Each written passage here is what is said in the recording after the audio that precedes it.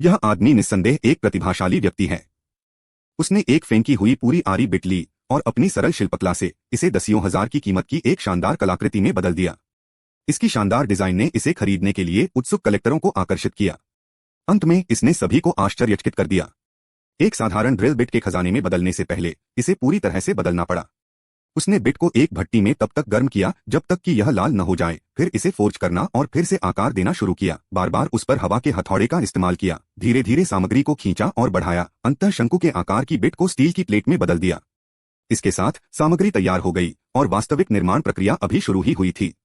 उसने प्लेट पर एक टेम्पलेट रखा और इसकी रूपरेखा का पता लगाया, फिर लाइनों के साथ अतिरिक्त सामग्री को पीस दिया।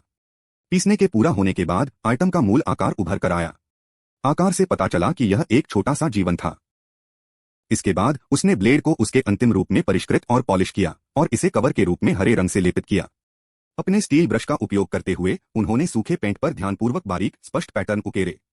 यह उनके विस्मयकारी काम का आधार बन गया। सबसे पहले उन्होंने खारा घोल बनाने के लिए पानी में नमक के 2 पैकेट मिलाए, फिर ब्लेड को घोल में डुबोया, इसे सकारात्मक और नकारात्मक इलेक्ट्रोड से जोड़ा। जब बिजली चालू की गई तो नमक के पानी में एक मजबूत रासायनिक प्रतिक्रिया हुई, जिससे उन्हें ब्लेड को इलेक्ट्रोएचिंग करने की अनुमति मिली, जिससे सतह पर बारीक पैटर्न गहरे हो गए, जिससे वे अधिक स्पष्ट और दृश्यमान हो गए। इसके बाद उन्होंने ब्लेड को फिर से गर्म किया, फिर इसे मोटर ऑयल में बुझाया, जिससे इसकी सामग्री मजबूत हुई और विरूपण और दरार को रोका गया।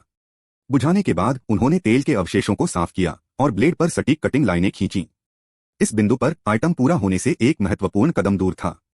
वह कदम खींची गई रेखाओं के साथ ब्लेड में पायदान पीसना था। पीसने के बाद उन्होंने पीतल का उपयोग करके एक सुनहरा हैंडल बनाया। उन्होंने हैंडल को तब तक पॉलिश किया जब तक कि यह चिकना और चिकना न हो जाए। अंत में एक त्यागे गए ड्रिल बिट से तैयार की गई पंख के आकार की यह उत्कृष्ट कृति पूरी हो गई। आप उनकी रचनात्मकता के बारे में क्या सोचते हैं? 10 के पैमाने पर आप उसे कितने अंक देंगे?